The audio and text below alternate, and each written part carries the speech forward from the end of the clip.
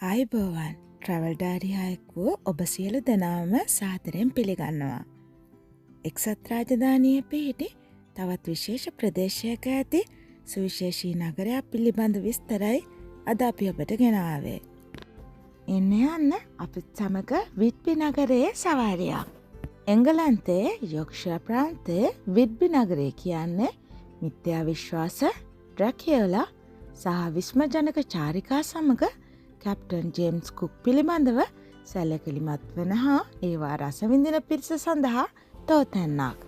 මෙම නගරයේ පිහිටා තිබෙන්නේ උතුරු යොක්ෂයර්හි එස් ගංගා මුහුදට එක්වන කඳුකර නිම්නය හා පෞරාණික වටිනාකමක් ඇති තවමත් කාර්යබහුල වූ වරායත්ත කේන්ද්‍ර කර ගනිමිනුයි.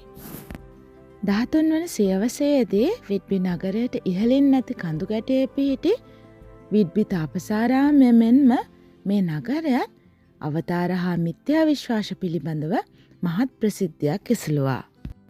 එයට තවත් රුකුලක් වුණේ බ්‍රෑම් ස්ටෝකර්ගේ ඩ්‍රැකියුලා කතා මාලාවයි.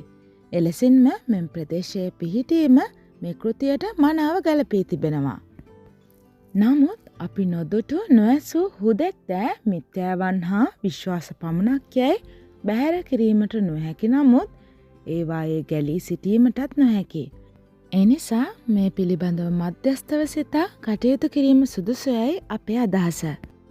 විට්බි වරායේ පැත්තන පාලම නගරයේ නැගෙනහිර හා බටහිර පැති හා සම්බන්ධ වී ඇති අතර වරායට නැව් හා බෝට්ටු ඇතුළු වන විට හා පිටවන විට මෙම පාලම තිරස් අතට විවෘත වී ඒවාට ඉඩ ලබා දෙනවා. තවද මේ නගරයට ඉතාමත් වටිනාකමක් ඇති අතීතයක් තිබෙනවා. මන්දයත් ජෝජියානු හා වික්ටෝරියානු සම්භවයෙන් යුතු වූ ජල සම්බාහන මධ්‍යස්ථාන හා තානායම් නිසායි. ඒවා අදටත් දක්නට ලැබෙනවා. මේ රජ පරම්පරා දෙකම මේ ප්‍රදේශයට පැමිණි විට විට්බි නගරයෙහි නවාතන් ගැනීමට පුරුදු වී තිබෙනවා. ඒ වගේම මේ ප්‍රදේශයේ ශක්තිජනක ඖෂධ සහ ලෙඩසුව කිරීමේ ශක්තියක් තිබෙන බවට ඔවුන් විශ්වාස කර තිබෙනවා. චමත්කාරජනක මුහුදු තීරයත් වැලි සහිත මුහුදු වෙරළේ බූරුවන්ගේ පිටේ සවාරි යාමක් නිසා මේ විට්බි නගරය වසර පුරාම දෙස් විදෙස් සංචාරකයන්ගෙන් පිරී යාමට හේතු වී තිබෙනවා. ඔබ මේ දකින්නේ අපේ විට්බිහි දුටු තවත් දර්ශන කීපයකුයි.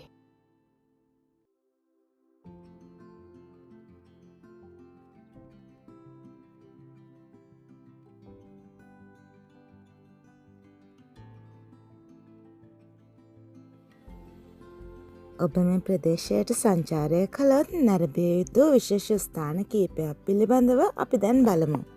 බටහිර කඳුබෑවුමේ පිහිටි කැප්ටන් ජේම්ස් කුක්ගේ ලෝකඩ ප්‍රතිමාව හා තල්මස් යටිහකු අස්ථි දෙකකින් සාදන ලද ආරුක්කුව තවත් මේ විට්බි නගරයේ අලංකාරයට ප්‍රෞಢත්වයක් එකතු කරනවා.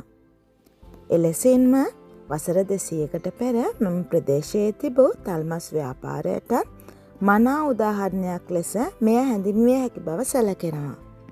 ඒ වගේම මේ නගරය ආසන්නයේ මත්ස්‍ය ගම්මානයක්ද රොබින්හුඩ් බේ නමින් හඳුන්වන ස්ථානයක්ද සංචාරක ආකර්ෂණයට ලක් වී තිබෙනවා. මේ නගරයේ නැගෙනහිර මුහුදු තීරයේ ඉතාම විශේෂ වටිනාකමක් උසලනවා.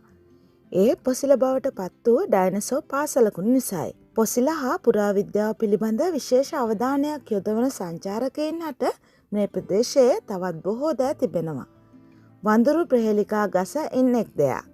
තවද කැප්ටන් කුක්ගේ තරුණ කාලය ගත කර වරාය නිවාසය දැන් ඔහුගේ සමරු කෞතුකාගාරය ලෙස හැඳින්වෙනවා. සැනකෙළි හා තවත් බොහෝ දේ සමග මෙම නගරය බැඳී තිබෙනවා. විශේෂයෙන්ම එංගලන්තයේ ජාතික ආහාරය වන ෆිෂ් ඇන්ඩ් චිප්ස් නැතිනම් පිටිතවරා බැදපු මාළු සහ අලතීරු මේ ප්‍රදේශයේදී නැවුම් ලෙස රස විඳිය හැකියි. එලෙසින්ම මේ යෝක්ෂයර් ප්‍රදේශයට ආවේනික වූ යෝක්ෂයර් පුඩින් රස විඳීමටද අමතක කරන්නට එපා. මේ ප්‍රදේශයට සැබඳී මිත්‍යා විශ්වාස සහ ඩ්‍රැකියුලා පිළිබඳ රසවත් විස්තරයක් සමග මීළඟ වීඩියෝවෙන් හමු වෙමු.